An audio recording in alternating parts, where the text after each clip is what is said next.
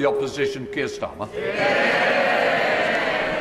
Thank you, Mr. Speaker. And can I join with the comments about Jack Dromey? We will, I think, be doing tributes in due course in relation to Jack.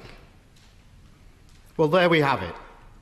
After months of deceit and deception, the pathetic spectacle of a man who's run out of road. His defence that he didn't realise he was at a party. It is so ridiculous that it's actually offensive to the British public. He's finally been forced to admit what everyone knew, that when the whole country was locked down, he was hosting boozy parties in Downing Street. Yes. Is he now going to do the decent thing and resign?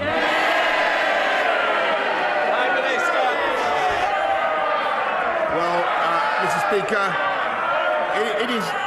Hancock went.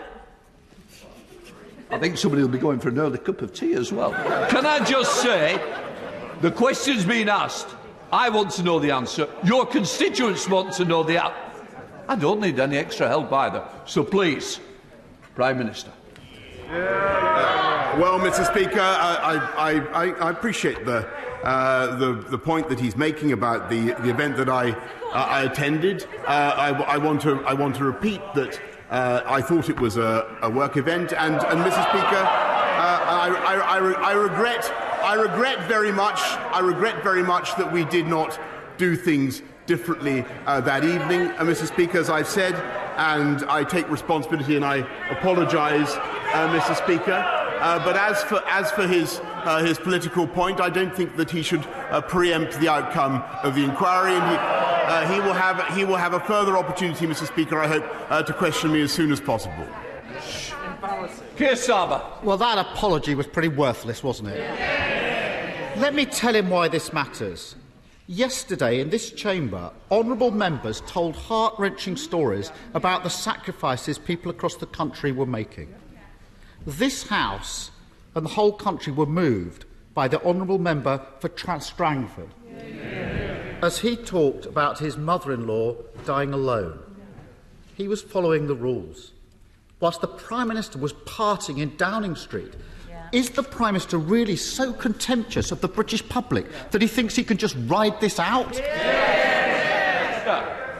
Mr. Speaker, I heard the testimony of the honourable member opposite, and I echo his sentiments. It was deeply moving. Nobody who heard that could fail to have been moved. And I know that people up and down the country made huge sacrifices throughout this pandemic, Mr. Speaker, and I understand the anger, the rage that they feel at the thought that that people in Downing Street were not following those rules. I regret the way the event I have described was handled. I bitterly regret it and wish that we could have done things differently. And I have and will continue to apologise for what we did. But, Mr. Speaker, he must wait for the inquiry, which will report as soon as possible.